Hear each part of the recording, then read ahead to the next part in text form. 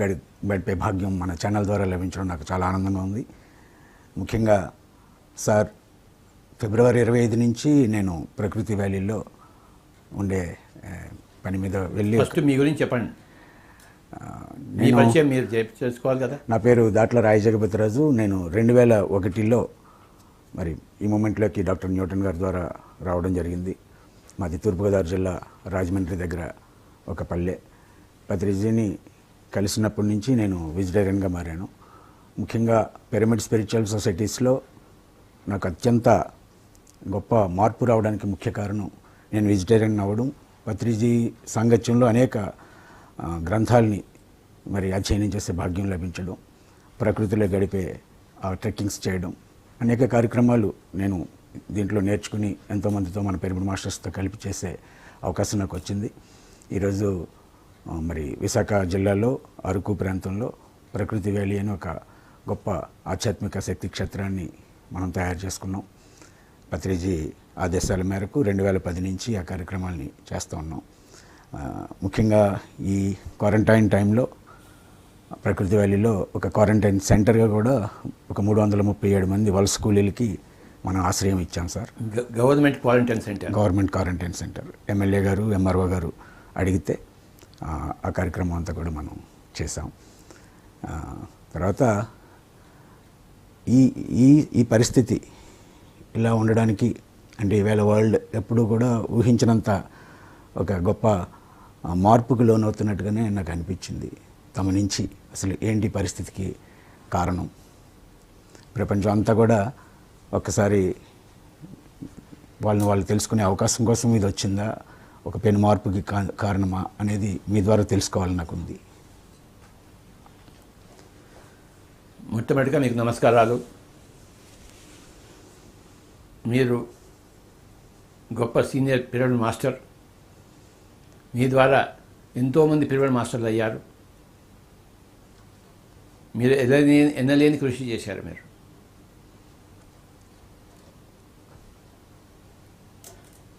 మీ గ్రామానికి, మీ ఇంటికి చాలాసార్లు వచ్చాను నేను. సార్ ముఖ్యంగా విశాఖ జిల్లాలో అరకు ప్రాంతంలో ఒక గొప్ప కేంద్రాన్ని స్థాపించారు, ప్రకృతి వ్యాలీ. 2 సార్లు అక్కడ మహాయజ్ఞాలు, మహాచక్రాలు జరుపుకున్నాము. మళ్ళీ వచ్చే సంవత్సరం కూడా ఒక గొప్ప మహాచక్రం జరపబడుతుంది అక్కడ ఫిబ్రవరి నెలలో.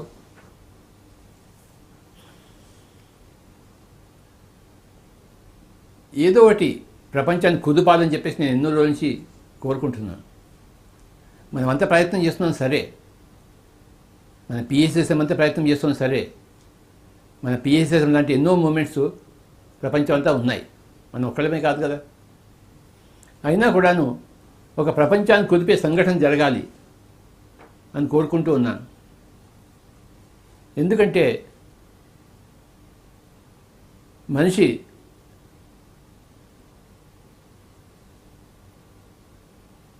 ఒక మెట్టు పైకి ఎదగాలంటే ఏదో ఒక అవాంతరం రావాలి. ఒక అవాంతరం వస్తే మేల్కొంటాడు. నిద్రపోతున్నాడు అనుకోండి, నీళ్లు చల్లితే ఏమవుతుంది, వాడు గబుక్కులు లేస్తాడు. నీళ్లు చల్లకపోతే వాడు లేస్తాడా?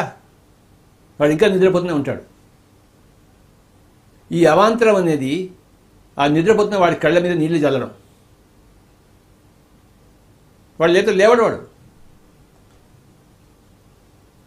ఈ మానవ ప్రపంచం అంతా నిద్రపోతుంది అజ్ఞానాంధకారంలో.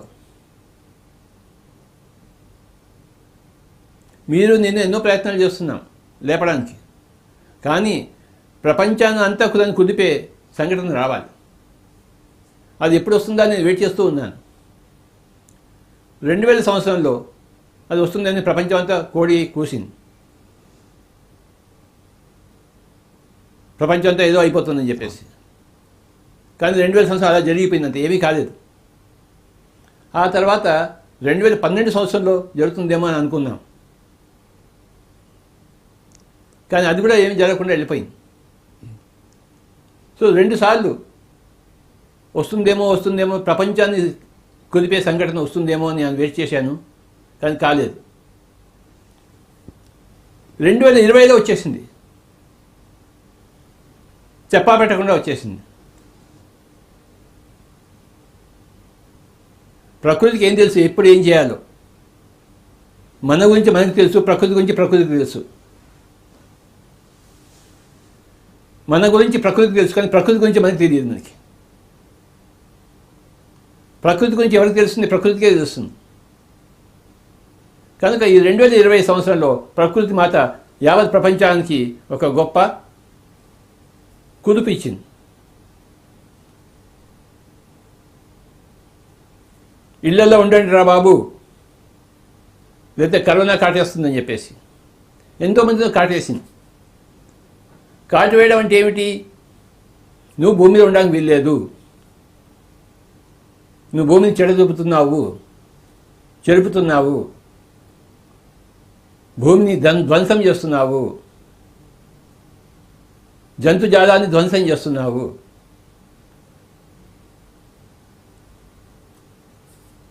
పర్యావరణాన్ని ధ్వంసం చేస్తున్నావు. కనుక ఒక గొప్ప స్టైల్లో, ఒక గొప్ప విధానంగా భూమాత ఈ కుదుపు ఇచ్చింది ప్రపంచానికి అంతటికి. కరోనా అని చెప్పేసి అది ఎలా వస్తుందో ఎప్పుడు వస్తుందో ఎవరికి తెలియదు.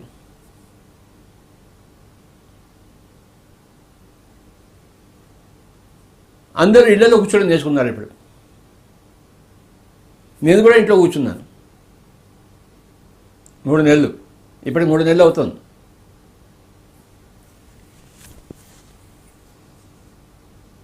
మానవాళికి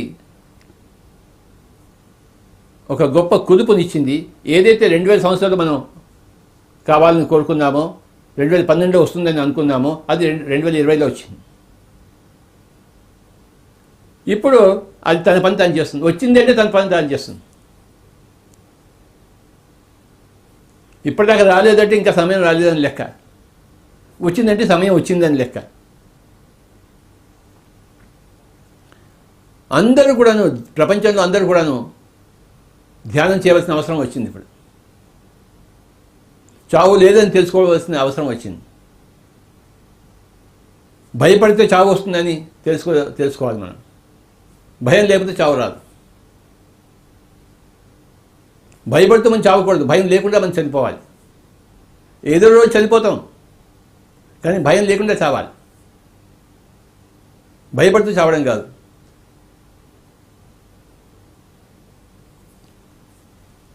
ఆ భయం పోవడానికి అందరూ ధ్యానం చేయాలి. ఆధ్యాత్మిక జ్ఞానం కావాలి. మీరు ఎప్పుడు ఎందుకు ధ్యానంలో వచ్చారు నాకు చెప్పండి కాస్త. నేను కూడా నాకు ఒక బాబు పుట్టి చనిపోయాడు సార్. అది అవాంతరం. ఎందుకు జరిగిందో తెలుసుకోవాలనుకున్నాను. న్యూటన్ దగ్గరికి వెళ్ళి ఫస్ట్ లైఫ్ రిగ్రెషన్ థెరపీ కోసం వారిని కలిసి న్యూటన్ గారి ద్వారా తెలుసుకోవడానికి ప్రయత్నం చేశాను. వారు అప్పుడు ఈ ధ్యానం చేయాలి అని చెప్పారు. తర్వాత తమను కలిశాను. కలిసిన తర్వాత నిరంతరం ఎంతో ఇదొక సముద్రం, ఆధ్యాత్మికత అనేది రోజు రోజుకి అర్థమవుతా. ఇప్పుడు ఫైనల్గా నాకు తెలిసింది ఏంటంటే, ఏదైతే నేను ఇప్పటివరకు ఏర్పరచుకున్న నమ్మకాలు ఉన్నాయో అవి కంప్లీట్ కాదని అర్థమైంది సార్. ఇప్పుడు ఒక కొత్త కల్చర్ని, కొత్త జీవన విధానాన్ని అవలంబించవలసిన సమయమేమో ఈ కరోనా మాత్రం నాకు నేర్పింది అనుకుంటున్నాను. నేను చాలా పనులు నేర్చుకున్నాను ఈ 3 నెలల్లో. నేను వంట నేర్చుకున్నాను, నేను దున్నడం నేర్చుకున్నాను, పొలాన్ని దున్నడం నేర్చుకున్నాను, కాటేజెస్ కట్టడం నేర్చుకున్నాను. ఒక 150 మందికి నేను ఒక్కడనే వండి పెట్టాను. ఎమ్మెల్యే గారు వచ్చారు, వాళ్ళతో ఎంతోమంది వచ్చారు. ఇవన్నీ నేర్చుకుని, అంటే ఇంకా నా గురించి కూడా నాకు కొత్తగా చాలా పరిచయం అయింది సార్. నేను కూడా మీ ద్వారా తెలుసుకోవాలనుకున్నది ఏంటంటే, ఇప్పటి వరకు ఇన్ని కోట్ల మంది జనాభా, ఇంత సైన్స్ అన్నీ అన్నారు కదా, ఈ సైన్స్ ఫెయిల్ అయిందంటారా? సైన్స్ ఎప్పుడు ఫెయిల్ అవుతుంది సార్. అట్లాంటిక్ టైమ్స్లో గొప్ప సైన్స్ వచ్చింది, కానీ ఆ సైన్స్ వల్ల మొత్తం అట్లాంటిక్ ఆ ఖండమే సముద్రంలో మునిగిపోయింది. సైన్స్ వల్ల లాభం కాదు, ఆధ్యాత్మిక వల్లే లాభం వస్తుంది. ఆధ్యాత్మిక దోహదం చేసే సైన్స్ అయితే అది పనికి వస్తుంది. ఆధ్యాత్మికతకు విరుద్ధంగా ఉండే సైన్స్ అది పనికిరాదు.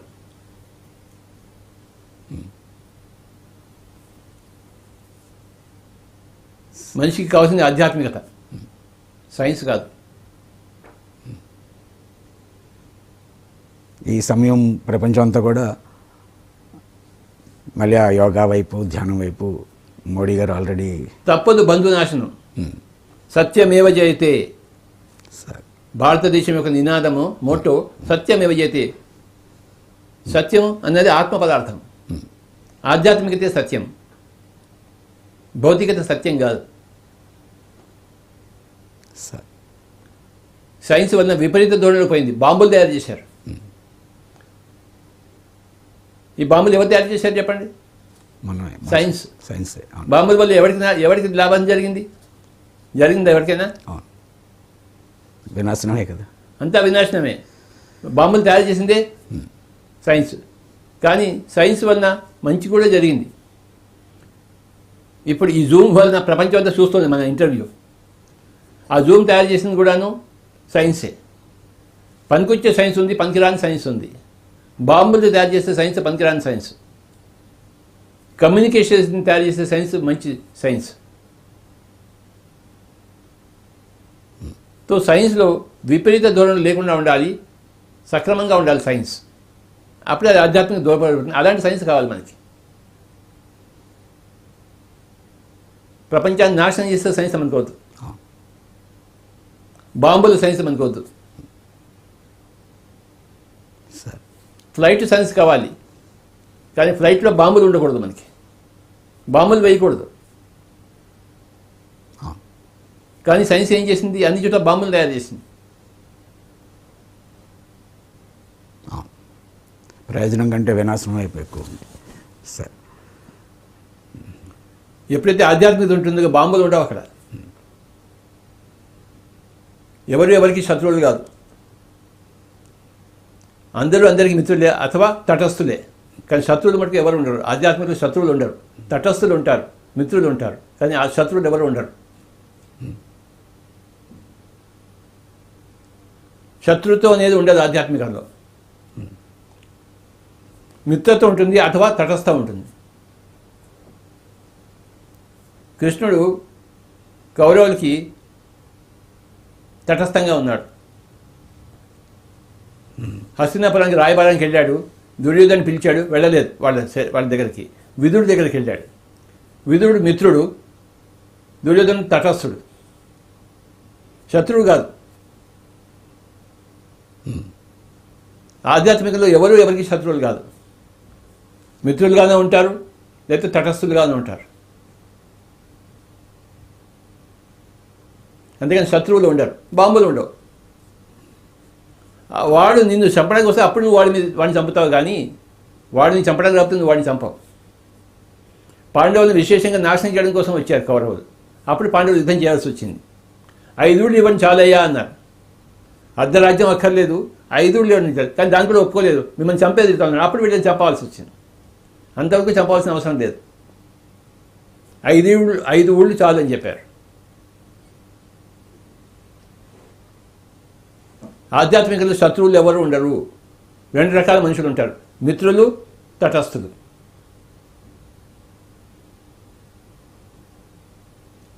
తటస్థుల పట్ల ఉపేక్షాభావం ఉంటుంది. నాకు నీకు సంబంధం లేదని చెప్పేసి. మిత్రులతో సంబంధం ఉంటుంది. నేను మీ ఇంటికి వస్తాను, నువ్వు మా ఇంటికి రా.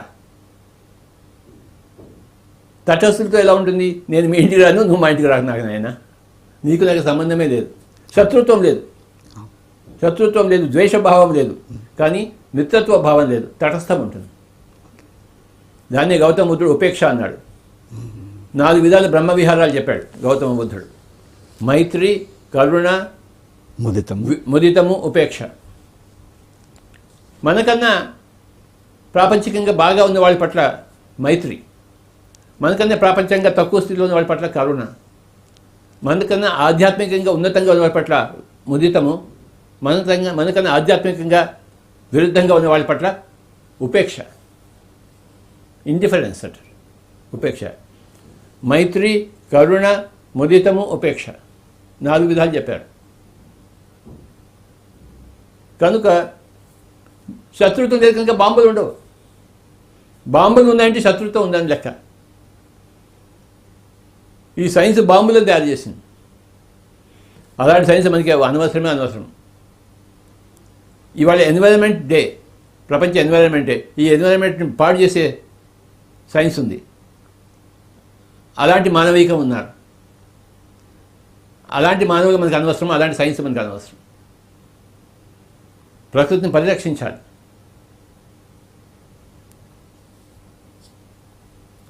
నేచురల్గా జీవించాలి, అహింసాయుక్తంగా జీవించాలి, కరుణామయంగా జీవించాలి, సింపుల్గా జీవించాలి. దీన్ని తెలుగులో ఒక మంచి సామెత ఉంది, పరిగెత్తి పాలు తాగే కన్నా నుంచుని నీళ్లు తాగడం మేలని చెప్పేసి. ఆధ్యాత్మికం ఏం నేర్పిస్తుందంటే పరిగెత్తవలసిన అవసరం లేదు, పాలు అక్కర్లేదు, మనకి నుంచుందాం నీళ్లు తాగుదాం అని. పరిగెత్తి పాలు తాగే కన్నా నుంచుని నీళ్లు తాగడం మేలు అని చెప్తుంది. అదే ఆధ్యాత్మికత.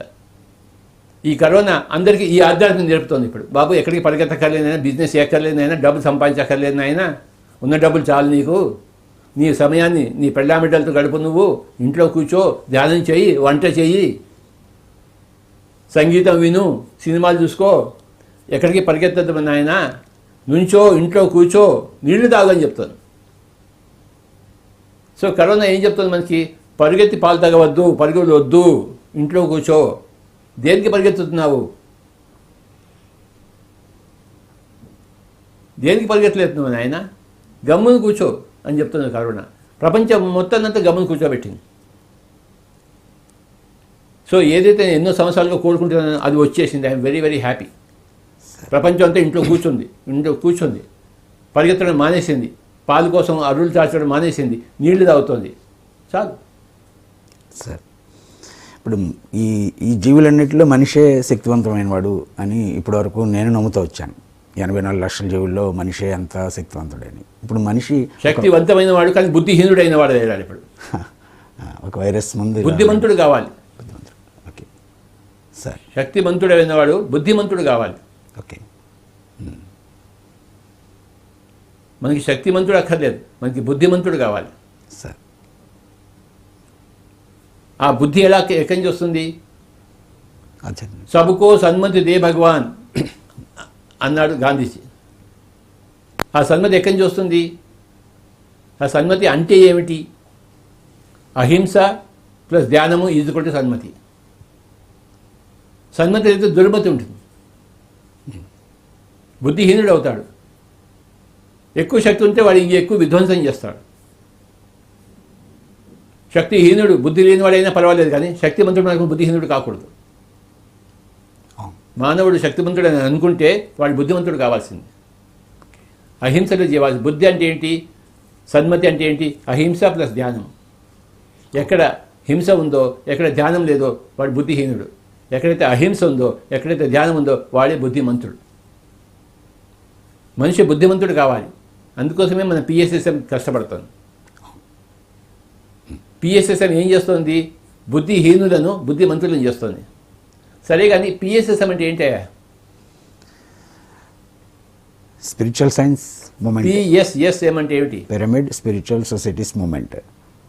ఓకేనా? అవును సార్. ఏం మళ్ళీ చెప్పు. Pyramid spiritual societies movement. Pyramid spiritual societies movement, PSSM.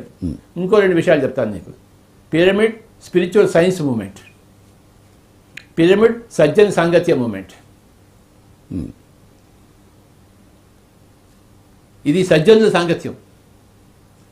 సత్యం తెలుసుకున్న జనులతో సాంగత్యం.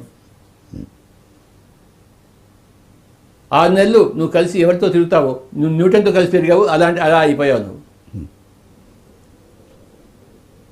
నువ్వు సజ్జనుడు అయిపోయావు ఎప్పుడైతే న్యూటన్ కలిసావో. సార్, అంతవరకు నువ్వు మంచివాడివే, కానీ సజ్జనుడు కాదు. సార్,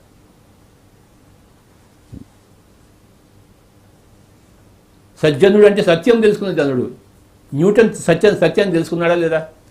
న్యూటన్ కలుసుకున్న జగపతిరాజు సార్ తాను కూడా సజ్జనుడు అయ్యాడు. రాజు జగపతిరాజుని కలిసిన వాళ్ళందరూ సజ్జనులు అయ్యారు. పిఎస్ఎస్ అంటే పిరమిడ్ సజ్జన సాంగత్య మూమెంట్.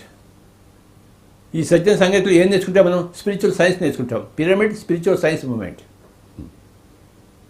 అలా నేర్చుకున్న వాళ్ళందరూ ఒక సొసైటీగా సమూహంగా ఏర్పడతారు. Pyramid spiritual societies movement. సజ్జన సాంగత్యం ద్వారా స్పిరిచువల్ సైన్స్ తెలుసుకుంటాము. అలా తెలుసుకోవడం ద్వారా సంఘాలు ఏర్పడతాయి. Pyramid spiritual societies moment. ప్రతి ఒక్క సజ్జనుడి చుట్టూ ఒక సంఘం ఏర్పడుతుంది. సజ్జనుడు కాబోయే వారి కూడిక. ప్రకృతి వాళ్ళలో వచ్చిన వాళ్ళందరూ కూడా సజ్జనులు అయి ఉంటారు నీ దగ్గర. సార్ అథవా ఇంటికి వెళ్ళి సజ్జనులు అవుతారు. అవునా కదా? కనుక ఒకప్పుడు నేను ఒక్కడే సజ్జనుడిని 40 ఏళ్ల కిందట 1980లో. ఒకళ్ళు ఇద్దరు నా దగ్గర రావడం మొదలుపెట్టారు. ఇప్పుడు కొన్ని లక్షల మంది ఈజీగా ఉంటారు. అవును, అవును, 1 కోటి మంది కూడా ఉన్నారేమో. అవును సార్. నిరంతరం ఈ లక్షల మంది ఎంతోమందిని కలుస్తూనే ఉన్నారు కదా. 1 కోటి వేసుకున్నారు లెక్క. సార్ ఉన్నారా లేదా? ఉంటారు సార్. మొత్తం ప్రపంచ జనాభా ఎంత? ఎన్ని కోట్లు? 700 crores, 600. 750 crores. అంటే అందులో 1 crores మన పిఎస్సి మాస్టర్స్ అయిపోయారు. 1 కోటి.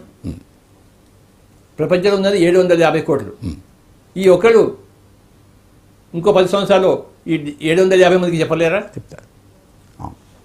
అయిపోతుంది సార్. నా లెక్కలో ఇప్పటికీ 2020లో 1 కోటి మంది పిరమిడ్ స్పిరిచువల్ సొసైటీ మాస్టర్స్ ఉన్నారు. పిఎస్ఎస్ఎంలో లేని వాళ్ళు కూడా ఉన్నారు కదా మాస్టర్స్. ప్రపంచం అంతా ఉన్నారా లేదా? ఉన్నారు. లక్షల మంది ఉన్నారు. లేరా? ఉన్నారు. వాళ్ళందరిలో ఒక భాగమే పిఎస్ఎస్ఎం. మొత్తం అంతా కలిపి 1 కోటి అవుతారా లేదా? ఇంకొక 10 ఏళ్ళలో ఈ 1 కోటి మంది ప్రతి ఒక్కడు ఒక్కొక్క 750 మందికి చెప్పలేడా? ప్రపంచం అంతా అయిపోదా లేదా? అవుతుంది. ఈ కరోనా వల్ల ఈ ఆధ్యాత్మికత అన్నది వేగవంతమైంది. అయిందా లేదా? 100%. అవును సార్. ఇది పూర్తిగా అందరినీ ఆధ్యాత్మికులుగా చేసేంత వరకు ఆగదు. పోయేవాళ్ళు పోతారు, ఉన్నవాళ్ళతో ఆధ్యాత్మికులు అవుతారు. పోయేవాడు మళ్ళీ తిరిగి వస్తాడు. వాళ్ళు తిరిగి వచ్చినప్పుడు ఇదో భూమి అంతా బ్రహ్మాండంగా ఉంటుంది.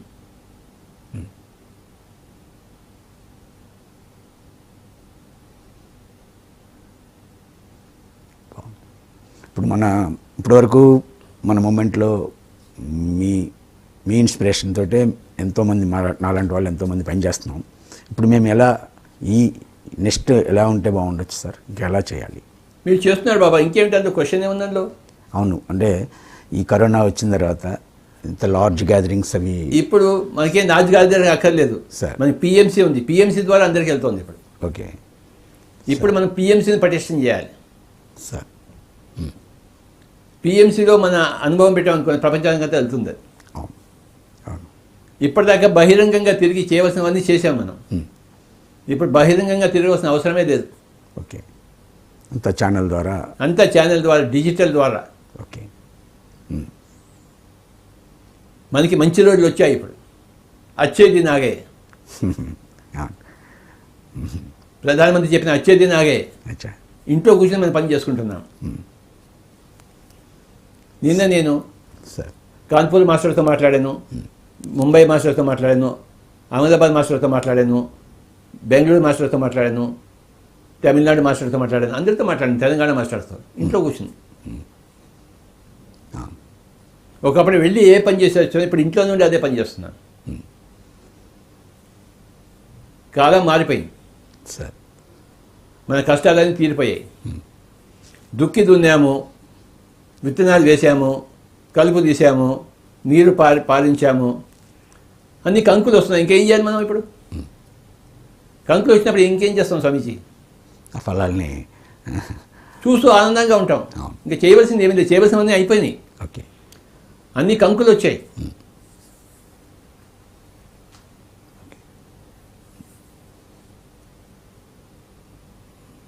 హాయిగా కూర్చొని ఆనందించడమే ఇప్పుడు. అలాంటి సమయం వచ్చేసింది పిరమిడ్ మాస్టర్స్ అందరికీ. నువ్వు ఇంట్లో కూర్చున్న ప్రపంచంలో నీ దగ్గరకు వస్తుంది. ఈ ఇంటర్వ్యూ చూసి అందరూ నీకు ఫోన్ చేస్తారు, నాకు ఫోన్ చేస్తారు. సార్ అంత పిఎంసి ద్వారా ప్రపంచం అంతా ఊగుతుంది. అవును. మన కష్టాలన్నీ అయిపోయాయి నాయన. పిఎస్ఎస్ఎం అంతా కూడా బ్రహ్మాండంగా కష్టాలు పడింది.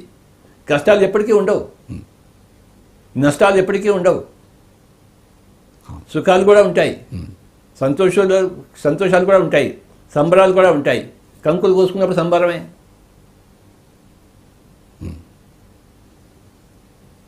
బ్యూటిఫుల్. నేను అబ్జర్వ్ చేస్తుందంతా ఉన్నవాళ్ళు ఎవరైనా కంగారు పడ్డారేమో, కానీ మన వాళ్ళందరూ ఎలా కంగారు పడతారు స్వామీజీ? దీని గురించి అసలు ఎవరు కూడా అంతా మీలాగే పాజిటివ్గానే మాట్లాడారు. యోగేశ్వర్లు అయిన వాళ్ళు కంగారు ఉంటుంది ఏంటి? ఉండదు. యోగంలో లేని వాళ్ళకే కంగారు. నేను శరీరం అనుకుంటున్న వాళ్ళకే కంగారు. నేను ఆత్మను తెలుసుకున్న వాళ్ళకి కంగారు ఏముంటుంది? ఏమీ లేదు. కనుక ప్రపంచానికంతా మంచి రోజులు వచ్చేసాయి. ఓకే.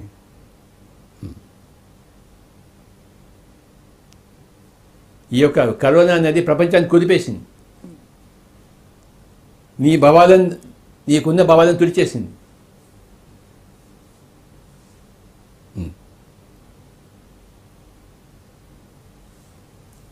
కొద్ది రోజులకి కరోనా అనే వైరస్ పోతుంది. ఆ వైరస్ వెళ్ళిపోతుంది, తన పని చేస్తుంది. ఇంకో వైరస్ వస్తుంది, పిరోనా అనే వైరస్.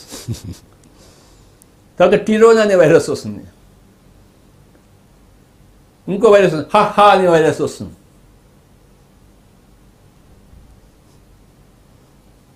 ఎన్నో ఆటంకాలు వస్తాయి, అవాంతరాలు వస్తాయి మనిషిని ఉద్ధరింపజేయడం కోసం, దుష్ట శిక్షణ కోసం, శిష్ట రక్షణ కోసం. అవాంతరం ఎందుకు వస్తుంది? దుష్ట శిక్షణ కోసము, శిష్ట రక్షణ కోసం. పరిత్రాణాయ సాధూనాం వినాశాయ చ దుష్కృతాం ధర్మ సంస్థాపనార్థాయ సంభవామి యుగే యుగే. ప్రతి అవాంతరం అంటుంది. నేను ప్రతి యుగంలోనూ వస్తూనే ఉంటాను, ప్రతి కాలంలో వస్తుంటాను. ఏమంటుంది? ఎవరంటున్నారు? అవాంతరం. ఎందుకు వస్తుంటాను నేను? దుష్ట శిక్షణ కోసము, శిష్ట రక్షణ కోసము. ధ్యానం చేసేవాడి రక్షణ కోసము, మాంసం తినేవాడి శిక్షణ కోసం. రెండు రకాల మనుషులు ఉన్నారు. రాక్షసులు లాంటి వాళ్ళు, దేవతలు లాంటి వాళ్ళు. రాక్షసులు లాంటి వాళ్ళ యొక్క శిక్షణ కోసం వస్తుందని, దేవతలు లాంటి వాళ్ళ యొక్క రక్షణ కోసం వస్తుంటుంది. పరిత్రాణాయ సాధూనాం వినాశాయ చ దుష్కృతాం ధర్మ సంస్థాపనార్థాయ సంభవామి యుగే యుగే. మాంసం తినేవాడు రాక్షసులా, మానవులా? రాక్షసులే. రక్తమాంసాలు రాక్షసులే కదా సార్ తింటారు. వాడు మానవుడు అని పిలవడానికి అర్హత ఉందా వాడికి? లేదు. ఆ? లేదు. ఉందా? లేదు సార్. మరి రాక్షసుని ఏం చేస్తుంది? చంపేస్తుంది. అవును. ధ్యానం చేసేవాడిని రక్షిస్తుంది. దేవతలు వాటిని రక్షిస్తుంది. ఓకే. సో యుగ యుగాలుగా జరుగుతుంది ఇది. ఒకసారి కరోనా అంటాం, దానికి వచ్చేదాని పేరు. ఇంకోసారి బిరోనా అంటాం, ఇంకోసారి టిరోనా అంటాం, ఇంకోసారి హా అంటాం, హీ అంటాం. ఏ పేరులో ఏముంది? జరిగేది మటుకు ఒకటే. జరిగేది ఏం జరుగుతుంది? దుష్ట శిక్షణ, శిష్ట రక్షణ. వాడు ఒకవేళ దుష్టుడైతే వాడి శిక్ష విధించాలా వద్దా? శిక్షణ కావాలి. వాడు ఒకవేళ శిష్టుడైతే వాడి రక్షణ ఉండాలా వద్దా? సో ఇవే చేస్తుంది. జల్లెడ పడుతుంది. దుష్టులంతా ఒకవైపు, శిష్టులంతా ఒకవైపు.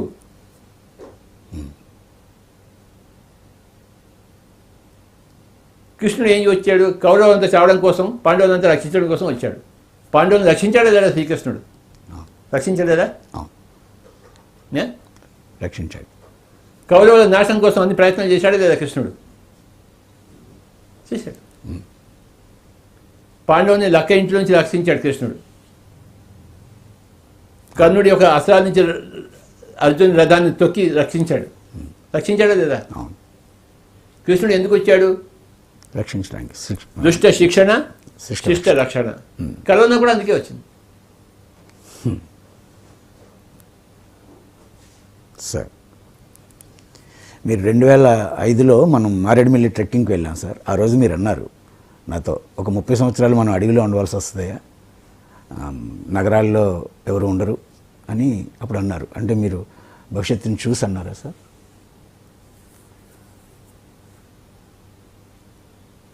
ద్రష్ట అంటే ఏంటి అర్థం? చూసేవాడని అర్థం. ఏం చూస్తాడు? భవిష్యత్తుని. భవిష్యత్తుని. సార్. వర్తమానం చూసేవాడు ద్రష్ట అనబడతాడా? కాదు. అవును. భవిష్యత్తుని చూసేవాడే ద్రష్ట. ఓకే.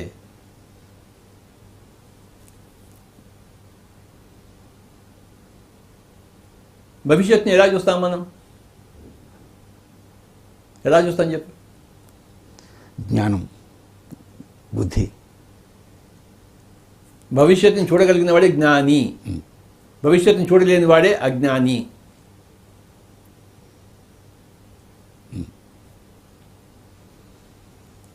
భూతకాలంలో ఉండేవాడు అజ్ఞాని, భవిష్యత్తులో ఉండేవాడు జ్ఞాని.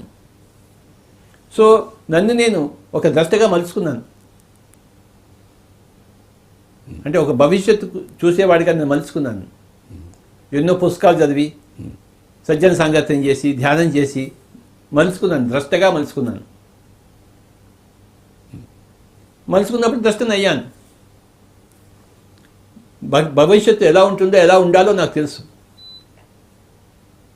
ఎలా ఉండాలో తెలుసు కనుక దానికోసం ఏం చేయాలో నాకు, ఈ వర్తమానంలో ఏం చేయాలో తెలుసు నాకు. అది సంగతి. నాకు అది ప్రతి మూమెంటు మీరు చేసేది, దీని ప్రిపరేషన్, వరల్డ్కి మనం చేయవలసిన రెస్పాన్సిబిలిటీ, ఇదంతా చూస్తుంటే పర్ఫెక్ట్గా మీ వర్క్ 200% చేశారు. 2018 చివరిలో సార్ పిఎంసీని మనం స్థాపించుకున్నాం. అవును. అవును. మరి అప్పని చెప్పేదాకా పిఎంసీ ఎంత పని చేస్తుంది? అవును. ఈ టైంలో ఇంకా మరి అవును. ఉత్తరోత్తర పిఎంసీ ప్రపంచం అంతా వ్యాపిస్తుంది. ఓకే. 1000 లాంగ్వేజ్లో, 1000 భాషల్లో పిఎంసీ వస్తుంది. ఓ గ్రేట్ సార్. లాటిన్లో, గ్రీక్లో, ఫ్రెంచ్లో, జర్మన్లో, మ్యాండరిన్లో, అరబిక్లో, అన్ని చోట్ల వస్తుంది. 1000 భాషల్లో పిఎంసీ వస్తుంది. ఓ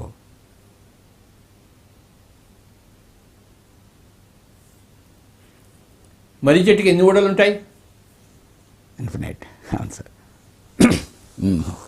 ఊడలు దిగుతూనే ఉంటాయి కదా. అవును. అలాగే పిఎంసీ కూడా ఊడలు దిగుతూనే ఉంటాయి. పిఎంసీ ఒక పెద్ద మర్రి చెట్టు అవుతుంది.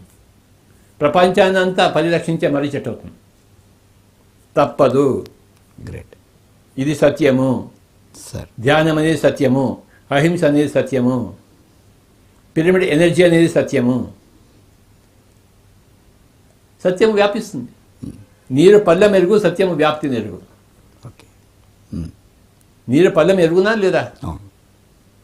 నీరు పళ్ళెం ఎరుగును, సత్యం వ్యాప్తి నెరుగును. ఈ 4 సత్యాలు, అహింస శాకాహారం అనే సత్యము, ఆనాపానసతి ధ్యానం అనే సత్యము, spiritual science you create your own reality అనే సత్యము.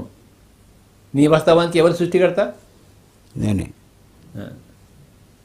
అవును. కరోనా నీ దగ్గర వస్తుందా లేదా అని ఎవరు నిర్ణయిస్తారు? నేనే. కరోనా నిర్ణయిస్తుందా, నువ్వు నిర్ణయిస్తావా? నేనే కదా సార్. నా లైఫ్ ప్రతి మూమెంట్ నేను క్రియేట్ చేసుకునేదేనే వాస్తవం. నీతో నేను మాట్లాడాలని ఎవరు నిర్ణయించారు? ఇప్పుడు ఎవరికి వాళ్ళే. నేను నిర్ణయించుకున్నాను. అవును నువ్వు కనపడ్డావు ఇందాక, సార్. రావయ్యా మనం మాట్లాడుకుందాం అని చెప్పాను. అవును సార్. ఎవరు నిర్ణయించారు? నేను నిర్ణయించాను. అవును. నాతో మాట్లాడాలని నువ్వు నిర్ణయించుకుని నీ నిర్ణయం. నేను మిమ్మల్ని కలవాలని నేను నిర్ణయించుకున్నాను. కనుక ప్రపంచానికంతా కూడా 4 సత్యాలు ఉన్నాయి. అహింస శాకాహార సత్యము, ఆనాపానసతి ధ్యాన సత్యము, శరీరవత్ ఆహారము, మనస్సువత్ ధ్యానము, బుద్ధివత్ స్పిరిచువల్ సైన్స్ నాలెడ్జ్. 4వది పిరమిడ్ ఎనర్జీ. మొత్తం ఇతర లోకాలకు, ఇతర గ్యాలక్సీస్కు అనుసంధానం చేసేది పిరమిడ్ ఎనర్జీ. ఈ 4 సత్యాలతో కూడినది. మరి ఎందుకు వ్యాప్తి చెందలేదు?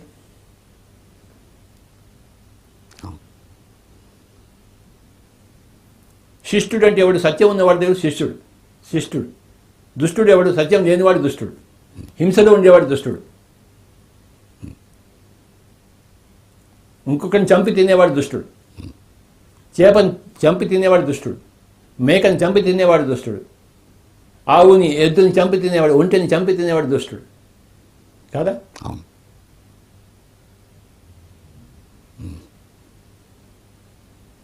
ఇంకొక 10 సంవత్సరాల్లో ప్రపంచం అంతా అహింసామయం అయిపోతుంది.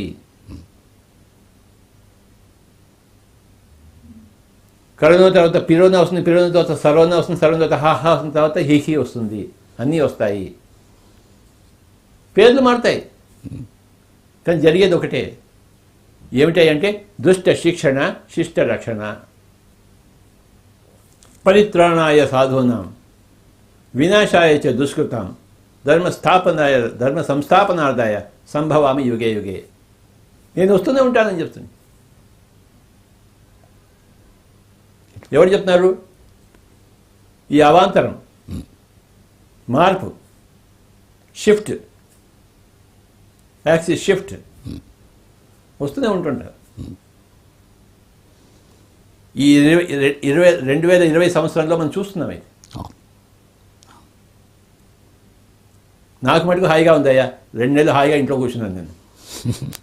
బోల్డ్ అంత రెస్ట్ తీసుకున్నాను. ఇంకా బాగా పనిచేయగలను నేను ఇప్పుడు. Beautiful sir. ఏదైనా ఇంత ఈ పాజిటివ్ దృక్పథం, సరి అయిన సత్యం, అవగాహన ఉన్నవాళ్ళు దీన్ని హ్యాపీగానే అర్థం చేసుకున్నారు. అయితే మెజారిటీ పీపుల్ ఇంకా అజ్ఞానంలోనే ఉన్నారు కదా సార్. మెజారిటీ పీపుల్ అజ్ఞానులు, అందులో మెజారిటీ పీపుల్ దుష్టులు.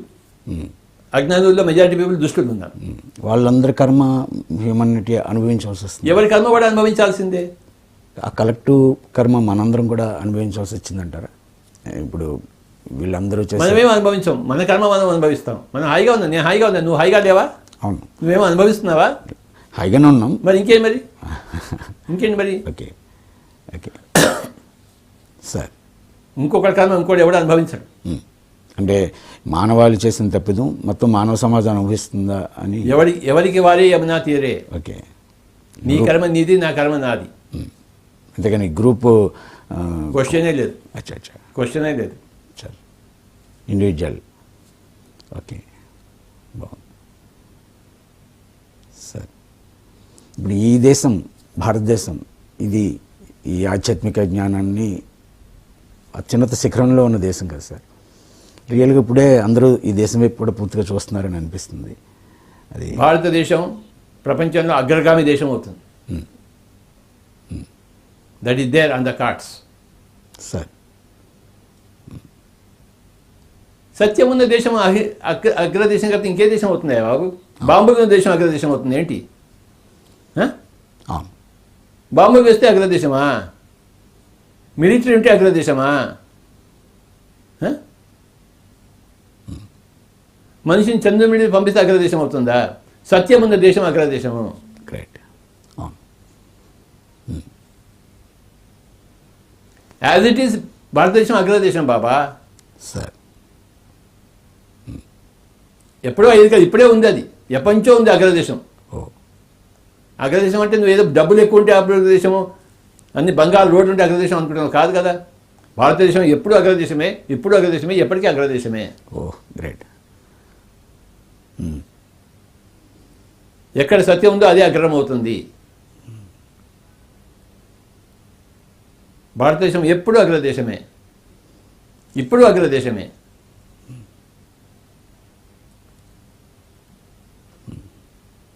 ఎప్పటికీ అగ్రదేశమే. ఇప్పుడు ప్రపంచం గుర్తిస్తుంది. అజ్ఞానం ఉన్న వాళ్ళు కూడా వాళ్ళు గుర్తించినా గుర్తించినా అగ్రదేశమే. అవును సార్, అవును సార్. కౌరవులు కృష్ణుడు గుర్తించలేదు. ఎవరు అగ్రజుడు? కౌరవులా, కృష్ణుడా? అవును. శిశుపాలుడు గుర్తించలేదు, తిట్టాడు పట్టుకుని. తిట్టినవాడు అగ్రజుడా, కృష్ణుడు అగ్రజుడా? ఎవడు గుర్తించగలే కదబ్బా. భారతదేశం ఏమైనా గుర్తించాలేంటి? గుర్తించాలని కోరిక రాంగ్. అనుసరించాలని వాడి ఇష్టం, వాడి అనుసరిస్తే చేస్తుంది. ఎవడిష్టం వాడిది బాబా. అవును సార్. ఎవడిష్టం వాడిది. ఒకళ్ళు ఇంకొకళ్ళు ఇష్టానికి తల వంచకూడదు.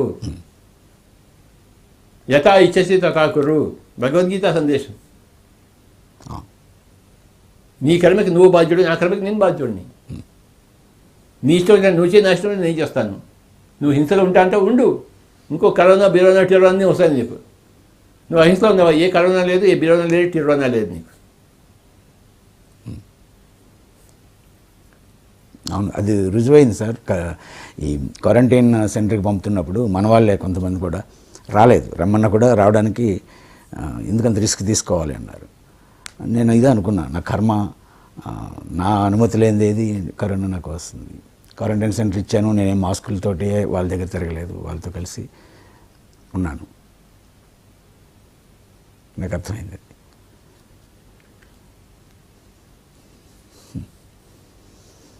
కరోనాకి నా యొక్క నమస్కారాలు. నా నమస్కారాలు కూడా సార్. కరోనాకి రేపు రాబోయే టిరోనా కూడా నా నమస్కారాలు. టిరోనా తర్వాత వచ్చే బరోనా కూడా నాకు నమస్కారాలు సార్. అయితే ఇవేవి నెగిటివ్ కాదు, ఇవన్నీ కూడా దుష్ట శిక్షణ శిష్ట రక్షణ కోసం వచ్చేవి. అంటే ఈ సృష్టిలో వచ్చే సునామీలు, భూకంపాలు ఏదైనా సరే, ఓకే, ఏదైనా సరే, సునామీ కానీ, బినామీ కానీ, టునామీ కానీ, పేర్లు రకరకాలు సార్. అలాగే మనిషి జీవితంలో వచ్చిన సంక్షోభాలు కూడా, ప్రతిదీ కూడాను బ్లెస్సింగ్, అంతా మన మంచికే. ఓకే, అది ఊరికే చెప్పారేంటి పెద్దలు? జీవితంలో వచ్చే కష్టాలు, పరీక్షలు. ఈ యొక్క ఈ ఇంటర్వ్యూ టైటిల్ కూడా అంతా మన మంచికే. బాగుంది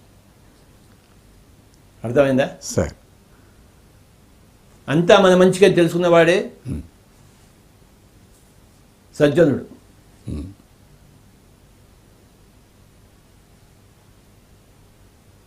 అయితే కష్టం వచ్చినప్పుడు, ఒక సమస్య వచ్చినప్పుడు, ఫ్యూచర్లో ఏం జరుగుతుందో ఒక సందిగ్ధం ఏర్పడినప్పుడు సామాన్యుడు రకరకాలుగా భావించి దారి తప్పుతాడు కదా సార్.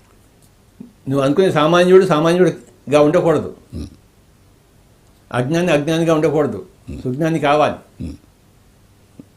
అది తీరుతాడు ఇవాళో రేపో ఎల్లుండో. నేను కొన్ని కామెంట్స్ విన్నాను సార్. మీరు ధ్యానం చెప్తారు, జబ్బులు పోతాయంటారు, మరి మీ ధ్యానులకే కొంతమందికి వచ్చినాయి కదా అంటారు. Every case is different. వాడికి 190 పాపాలు చేసి 180 ధ్యానాలు చేస్తే ఇంకా 10 పాపాలకి చేసుకోవాలి కదా పరిష్కారం. అవును, మరి ఆ లెక్క తెలియకుండా మాట్లాడితే ఎలాగా? మాట్లాడే వాడికి లెక్క లేదు, వాడికి తిక్క ఉంది అంతే. వాడికి అలాంటి మూర్ఖుల మాటలకు మీరు విలువ ఇవ్వకూడదు. మీరు అలాగే అలాగే మూర్ఖుల మాటలు చెప్పుకోవాలా, విఘ్నుల మాటలు చెప్పుకోవాలా బాబా? విఘ్నుల మాటలు చెప్పుకో. మరి మూర్ఖుల మాటలు ఎందుకు చెప్తున్నారు మీరు? రియలైజేషన్ మన వాళ్ళందరికీ. వాళ్ళంతా మూర్ఖులు సార్. సార్, మూర్ఖుల మాటలు ఈ చెవిలోంచి విని ఈ చెవిలోంచి వదిలిపెట్టేయాలి, ఈ నోట్లోంచి బయటకు రాకూడదు. ఓకే, సజ్జనుల మాటలు నోట్లోంచి బయటకు తీసారు. ప్రపంచంతో మూర్ఖులు ఉన్నారు, వాళ్ళ కామెంట్స్ అంతా మూర్ఖులు. ఓకే, వాళ్ళ కామెంట్స్ నువ్వు నేను పట్టించుకోకూడదు ఆయన. సార్, మూర్ఖుల మాటలు పట్టించుకునేవాడు మూర్ఖుడు. మూర్ఖుల మాటలు పట్టించుకోవద్దు, విఘ్నుల మాటలే పట్టించుకో. గ్రేట్, అర్థమైందా? అవును సార్. నేను ఒక విఘ్నుడిని, నేను ఎప్పుడు మూర్ఖుల మాటలు పట్టించుకోను.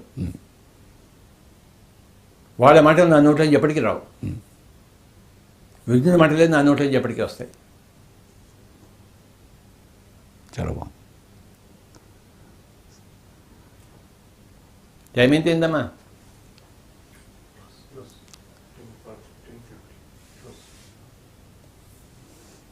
చాలా ధన్యవాదాలు సార్ మీకు. ఈరోజు నేను ముఖ్యంగా ఈ ఇంటర్వ్యూలో ఒక గొప్ప పాయింట్ని నేర్చుకున్నాను. ఎట్టి పరిస్థితుల్లోని కూడా ఈ మూర్ఖుల మాటల్ని నా నోటి నుంచి రాకూడదు అనేది ఈ రోజు నుంచి నేను పూర్తిగా అది నీ యొక్క అభ్యాసం. అభ్యాసం చేస్తాను. తర్వాత మిమ్మల్ని కలిసే భాగ్యం పిఎంసి అందించినందుకు పిఎంసికి, పిరమిడ్ మాస్టర్లందరికీ ప్రత్యేక కృతజ్ఞతలు, నమస్కారాలు. మీకు నమస్కారం.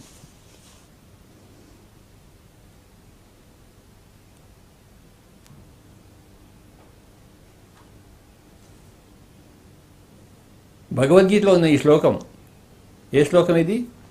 పరిత్రాణాయ సాధూనాం వినాశాయ చ దుష్కృతాం ధర్మ సంస్థాపనార్థాయ సంభవామి యుగే యుగే.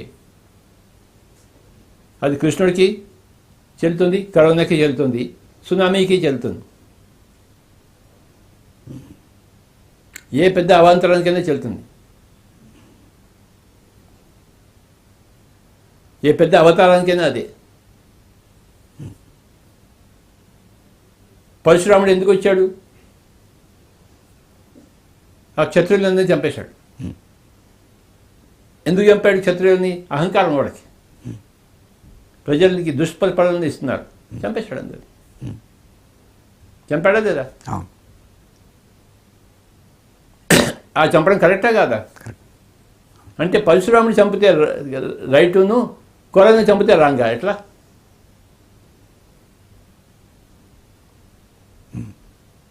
చావు అనేది యమధర్మరాజు నిర్ణయిస్తేనే వస్తుంది, లేకపోతే రాదు ఎవరికి. యమధర్మరాజు, అధర్మరాజు కాదు. యమధర్మరాజు అన్నామా, అధర్మరాజు అన్నామా? యమధర్మరాజు, ధర్మరాజు అన్నాం. యమధర్మరాజు అనే కాన్సెప్ట్ హిందువుల్లో ఉంది, క్రిస్టియన్స్లో ఉందా? లేదు. వేరే మతాల్లో లేదు. హిందువులలో ఎన్నో మంచి మంచి కాన్సెప్ట్స్ ఉన్నాయి. అందులో ఒక కాన్సెప్ట్ పేరు యమధర్మరాజు. ఆ పదానికి ఉన్న గొప్పతనం ఎంత గొప్పదో. యముడు అంటే చావు. ఓకే, యమ అని తిరిగేస్తే ఏమవుతుంది చెప్పు? మాయని తిరగవేసేదే యమ. ఇప్పుడు మాయలో ఉన్నావు, చావు ద్వారా మాయలోంచి బయటపడతావు. అక్కడ పోయి కళ్ళు వేసుకుంటావు, ఓహో నేను ఇంత తప్పు పని చేశానా, నేను ఇంత చెత్త విధవనా. యమ అనేది మాయకి ఆపోజిట్. అంటే నీ చావు నేను మాయలోంచి బయటపడేస్తుంది. అందరి మనుషులన్నీ చావు అనేది మాయలోంచి బయటపడేస్తుంది. ధ్యానము బతుకున్న వాళ్ళని మాయలోంచి బయటపడేస్తుంది.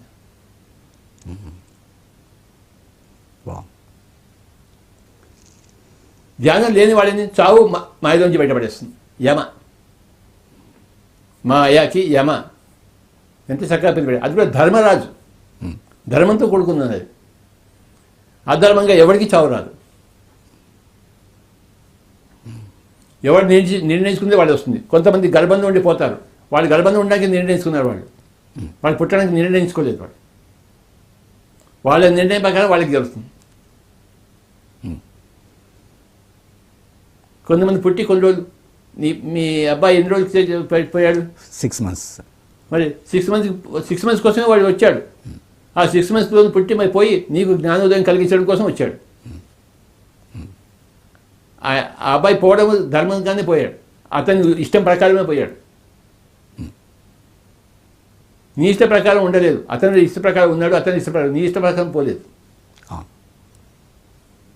ఎవరి ఇష్టం వాళ్ళదే కదా. ఆ పాయింట్ తెలియక మనం ఏడుస్తూ ఉన్నాం, వాడు నాకు పుట్టాడు పోయాడని చెప్పేసి. నువ్వు పుట్టించావా? తను వచ్చాడు. ఆ విషయం తెలియదు. తెలియకపోవడమే ప్రాపంచికం. ఆ విషయం తెలియడమే ఆధ్యాత్మికం. తనందరూ తను వచ్చాడు, 6 నెలలు ఉన్నాడు, తనందరూ తను పోయాడు. ఉన్న రోజులు కలిసి ఉన్నావు, లేని రోజులు దానివల్ల లాభపడ్డావు. న్యూటన్ దగ్గరికి పోయావు, లేకపోతే పోయి ఉండేవాడువా? అవును సార్, ఆ వైరాగ్యమే నన్ను తీసుకెళ్ళింది. మరి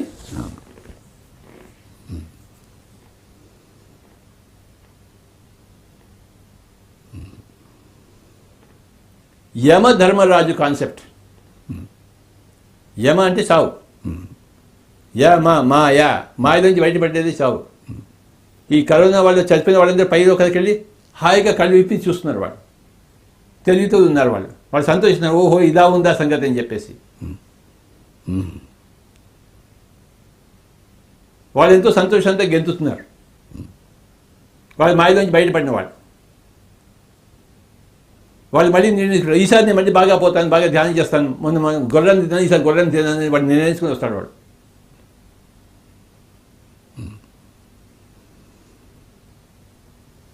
చనిపోయిన వాళ్ళందరూ కూడాను మాయలోంచి బయటపడిన వాళ్ళే. వాళ్ళ పట్ల నువ్వు ఎలా ఉండాలి? దుఃఖం అక్కర్లేదు, సంతోషించాలి. మరి మాయలోంచి బయటపడిన వాడి పట్ల నువ్వు దుఃఖంగా ఉండాలా, సంతోషంగా ఉండాలా? సంతోషమే. మరి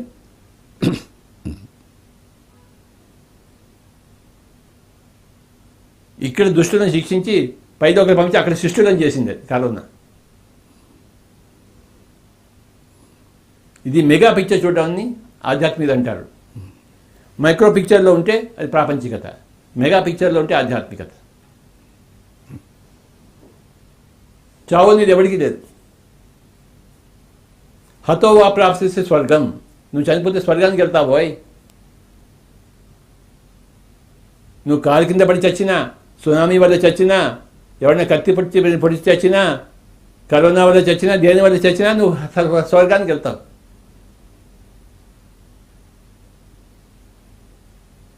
ఒక ఆత్మహత్య తప్పితే అప్పుడు నువ్వు స్వర్గానికి వెళ్ళవు, భూవర్లోకానికి వెళ్తావు, దగ్గర ఉన్న లోకానికి వెళ్తావు. అక్కడే మళ్ళీ కాస్త బాధను అనుభవిస్తావు. ఆత్మహత్య చేసుకునేవాడు.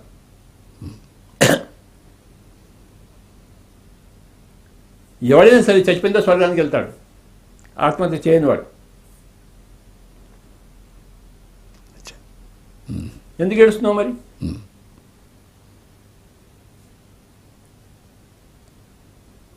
నీకు పుట్టిన అబ్బాయి నువ్వు వెళ్ళిపోయి కలుసుకోవచ్చు. అక్కడ నిద్రలో కలుస్తూనే ఉన్నావు నువ్వు. ఎక్కడ చావన్నది లేదు. కనుక ఏ భూకంపాన్ని వద్దంటావు, ఏ సునామీకి వద్దంటావు, ఏ కరోనాకి వద్దంటావు? భూమాదికి తెలియదేంటి, యమధర్మరాజుకి తెలియదేంటి ఎవరికి దగ్గరికి వెళ్ళాలో వద్దో తెలీదా? నీకే బాగా తెలుసా? నీకు బాగా తెలుసా? యమధర్మరాజుకి బాగా తెలుసా? యమధర్మరాజుకి అన్నీ తెలుసు. మరి నాకేదో తెలుసు అనుకోవడమే పెద్ద అహంకారం, మూర్ఖత, అజ్ఞానం. యమధర్మరాజుకి అన్నీ తెలుసు అని తెలుసుకోవడమే జ్ఞానం. యమధర్మరాజు గారికి నమస్కారాలు.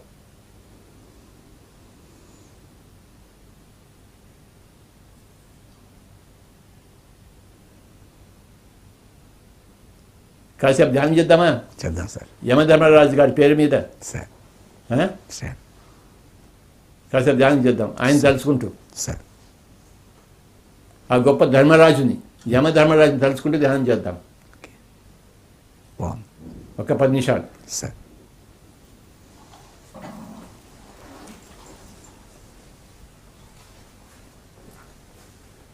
దయచేసి కళ్ళండి మూసుకోండి.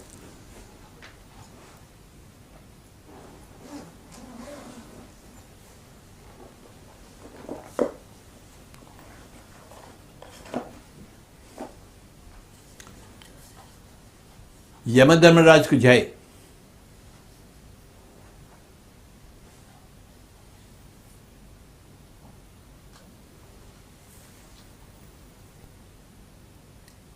ఆ ధర్మమూర్తికి జై.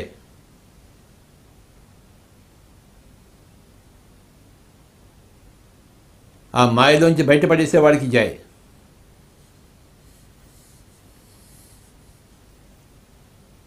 చక్కగా 10 నిమిషాలు ధ్యానం చేద్దాం, యమధర్మరాజుని స్మరిస్తూ.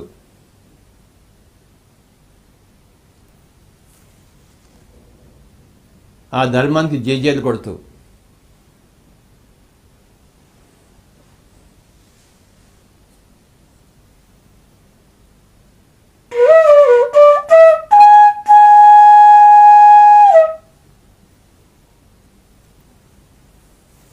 మనసుని నిర్మూలం చేద్దాం, మనసుని శూన్యం చేద్దాం. అదే ఆత్మధర్మం.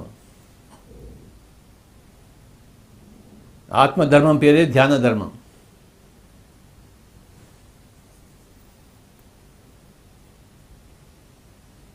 ప్రాపంచిక ధర్మము కరుణ, ఆత్మధర్మము ధ్యానం.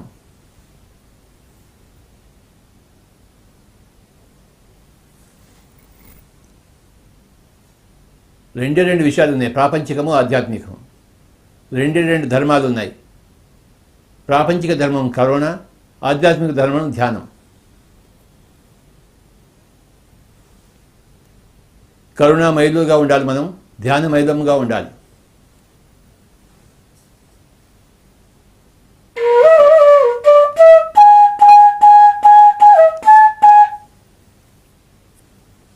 రెండు ధర్మాలు, ప్రాపంచిక ధర్మము, ఆధ్యాత్మిక ధర్మము. ప్రాపంచిక ధర్మం కరుణ, అహింస. ఆధ్యాత్మిక ధర్మం ధ్యానము.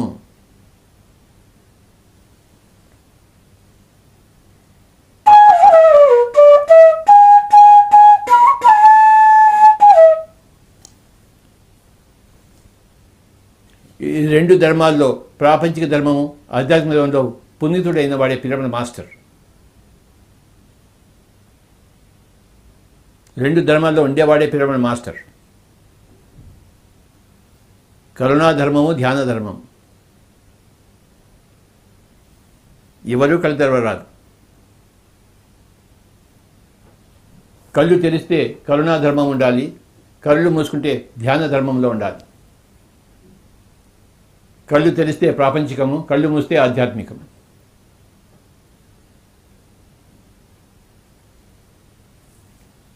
రెండు స్థితులు ఉన్నాయి. కళ్ళు తెరుచుకునే స్థితి, కళ్ళు మూసుకునే స్థితి. కళ్ళు మూసుకుంటే ఆధ్యాత్మికంలో ఉండాలి, ధ్యానంలో ఉండాలి. కళ్ళు తెరుచుకుంటే ప్రాపంచికంలో ఉంటున్నాము, మరి కరుణాధర్మంలో ఉండాలి.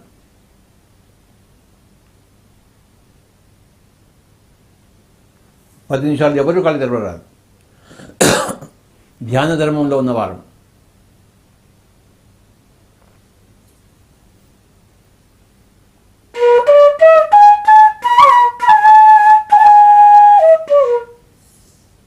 ససేమిరా కళ్ళు తెరవరాదు. ఏం అవసరం ఉంది కళ్ళు తెరవడానికి? ఏదైనా అవసరం ఉంది ఏమిటి?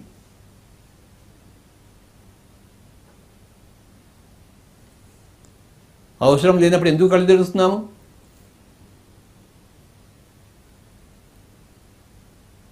ఎవరు కళ్ళు తెరవరాదు.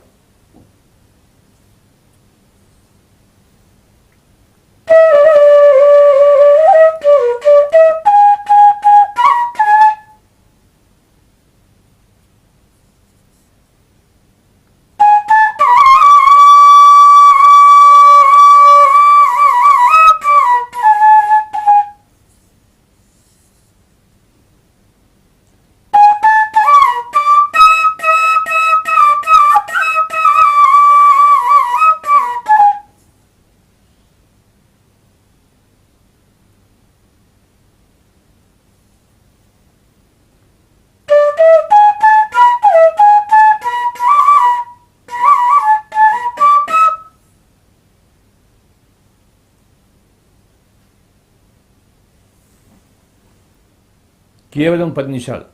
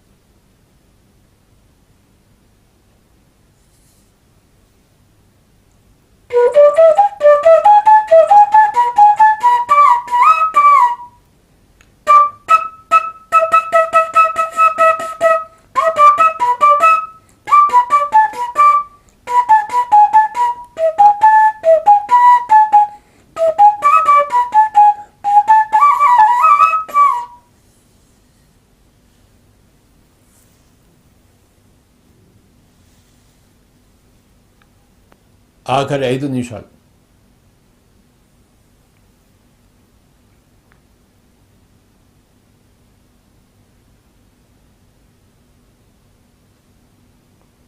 మాయా ప్రపంచం నుంచి బయటపడి యమధర్మరాజుతో ఏకమై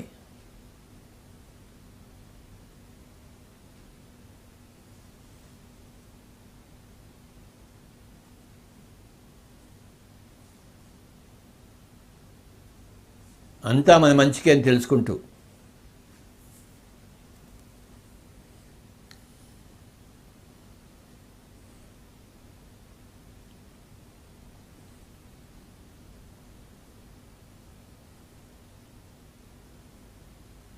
యమధర్మరాజు గారికి జయజయలు పలుకుతూ, అదొక గొప్ప కాన్సెప్ట్. అది యమధర్మరాజు అనే కాన్సెప్ట్.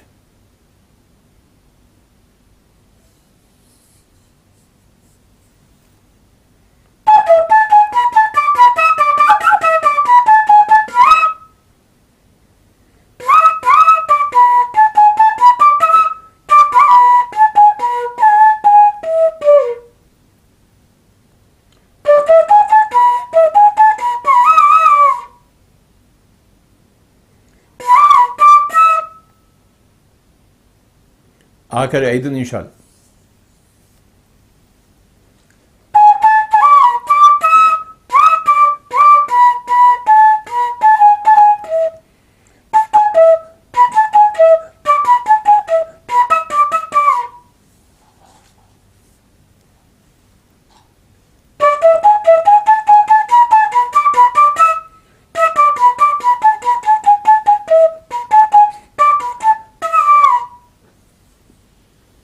ఆఖరి 1 నిమిషం.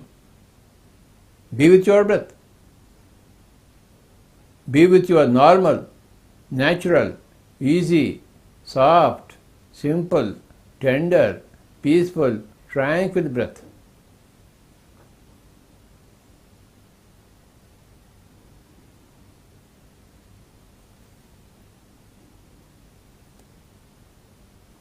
ఆఖరి 1 నిమిషం యమధర్మరాజు గారికి నమస్కారాలు పెడుతూ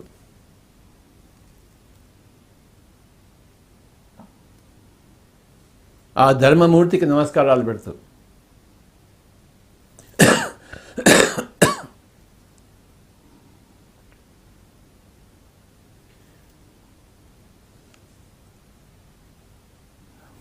ఆఖరి 30 సెకండ్లు.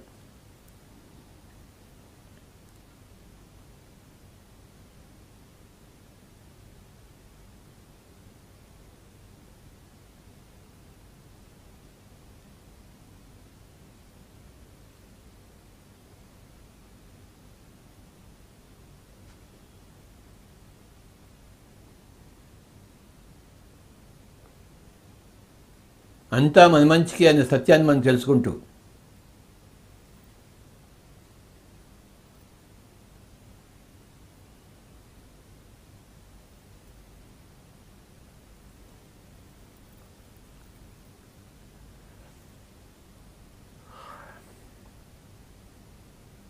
ఆఖరి 10 సెకండ్లు. 10, 9, 8, 7, 6, 5, 4, 3, 2, 1, 0.